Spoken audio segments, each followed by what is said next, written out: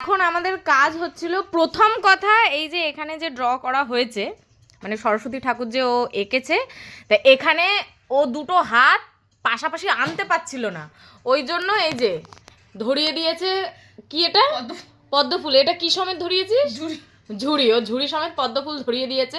সে সব বুঝলাম। তো বলা হচ্ছে বাবলিকে যে কি রে সরস্বতী ঠাকুরের হাতে শাখা পলা দিয়েছিস কেন? সরস্বতী ঠাকুরের তো বিয়ে হয়নি।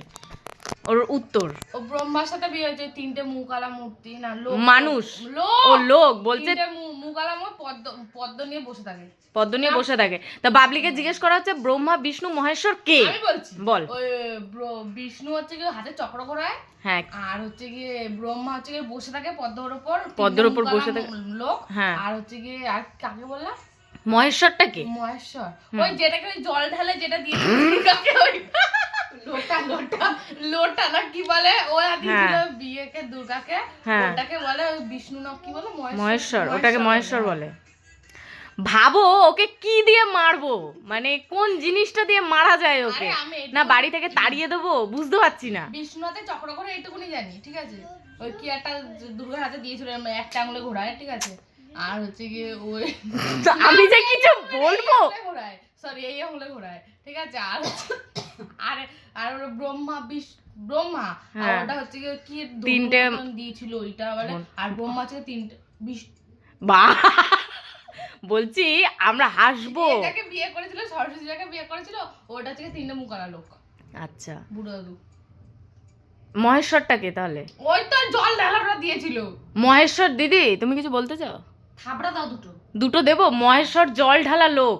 জল ঢালা না, বলছে দিয়েছিল জল ঢালার কিছু একটা বাটি ঘটি দিয়েছিল, সেটা মহেশ্বর। বলছি উত্তর দেবো না আমি বুঝতে পারছি না। এই হচ্ছে কাণ্ড। তুই আগে শিখবি আমাদের হিন্দু মতে কি আছে না আছে, কটা দেব দেবতা আছে, কি তার কার কি নাম আছে, সেগুলো আগে শিখবি। কটা দেবতা আছে বল তো, আমার উচ্চ হচ্ছে না। তুমি এত ওই যে তিনটে মাথাওয়ালা লোক শুনেছো না? মাথা আমার খারাপ হয়ে গেছে, আমার একটা মাথাই খারাপ হয়ে গেছে। ওই যে তোমার মনে আছে কি? তোমার মনে আছে মহেশ্বরটা কে আগে সেটা বল। মনে হচ্ছে না। মহাদেব কে? মহাদেব ওই তো বসে রয়েছে শিব ঠাকুর। তাহলে মহেশ্বর মানে শিবই। ও বলে না, বোঝা গেল? বুঝা গেল। অত জল ঢালছো গিয়ে আর নারায়ণকে কি বলা হয়?